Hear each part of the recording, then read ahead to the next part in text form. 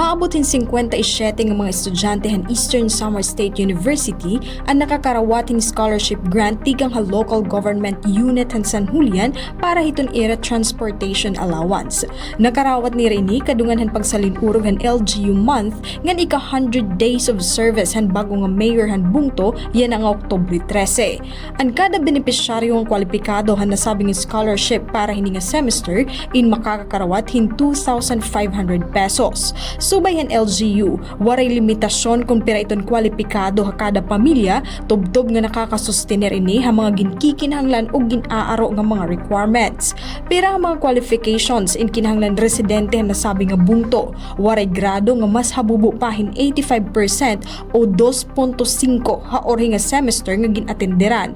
May ada 90% nga monthly attendance sa klase nga naka-enroll ha pinakaharaning universidad o an ESU.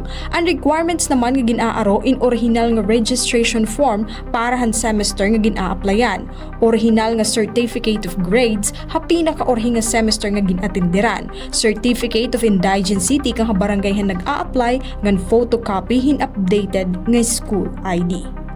Tikang ha Bungton San Julian, Heidi Upada, Eastern Samar News Service.